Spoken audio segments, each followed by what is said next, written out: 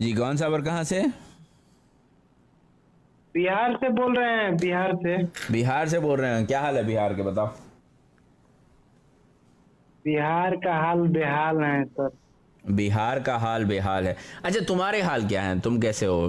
क्या कर रहे हो? रोजगार रोजगार चल रहा है तुम्हारा, या फिर बेरोजगार हैं, बैठे हैं। बेरोजगार बैठे हुए हो?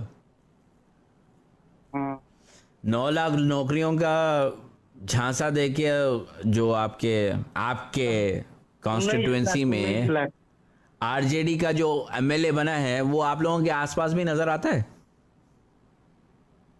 आरजेडी का नहीं है, बीजेपी का है। अच्छा, तुम्हारे यहाँ बीजेपी का है, वाह वेरी गुड। मुझे लगा कि आरजेडी की सरकार बनी हुई है, मैं गलती में था आज तक। अच्छा, आरजेडी की सरकार नहीं बनी वहां पे?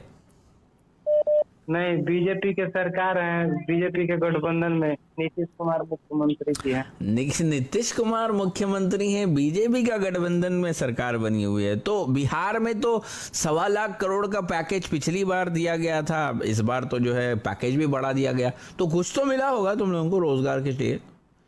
चलो, 50,000 का वो जनधन योजना के तहत जो लोन दे रहा था बैंकों से, वो तो मिला होगा। कोई कुछ ना मिलता है, सब दिखावटी के लिए कागज पर हो गया कि हाँ ये सब इन लोग का योजना है, बना है। कुछ नहीं होता है, बस ऐसे दिखावटी के लिए है। दिखावटी के लिए है? अच्छा, तो तुम लोगों का कुछ नहीं हो रहा है बिहार में? नहीं, कुछ नहीं हो रहा है। रोजगार के तौर पर कुछ नहीं हो रहा है, स्वास्थ्य के तौर पर कुछ नहीं, शिक्षा के तौर पर सब खत्म है। हम्म। तो आप क्या करोगे? आंदोलन निकालोगे? आंदोलन करने पर तो ये देशद्रोही हो जाना पड़ेगा, फिर और क्या। मोदी द्रोही हो जाओ यार, देशद्रोही काहे हो रहे हो? देशद्रोही। मो, मोदी जी तो इतना ना हो गया है कि मैंने अब बड़ा क्या क्या कहना है, बोलना है तो फिर देशद्रोही होना है। बोलना है तो देशद्रोही होना है, सही है। तो अब करना क्या चाहते हो भाई? रोजगार नहीं है, शिक्षा नहीं है, स्वास्थ्य नहीं है, साधन नहीं है, कोई पूछने वाला नहीं है, पुरसाने हाल नहीं है, तो अब क्या करना चाहते हो? ऐसे ही गुर्बत में, तकलीफ में मोदी के खिलाफ कुछ नहीं बोलेंगे? अगर कोई बोलने भी जाएगा तो 4 मोदी समर्थक वहां पे आके पिटाई कर देंगे, लिंच कर देंगे। अगर कोई हिंदू मुसलमान या दलित लिंच हो जाता है तो उसके ऊपर कोई चर्चा नहीं होती है, लेकिन अगर कोई किसान किसी को पीट दे और वो मर जाए तो वहां पे मॉब लिंचिंग का आरोप भी लग जाता है। तो करना क्या चाहते हो? तुमने तो कुछ सोचा होगा ना भाई। अब नीतीश कुमार की सरकार है, नीतीश कुमार भी कुछ नहीं कर रहा, मोदी भी कुछ नहीं कर रहा, तेजस्वी भी कुछ नहीं कर रहा। तेजस्वी का भाई तो अब सुनने में आया कांग्रेस में शामिल होने वाला है। क्या करना चाहते हो?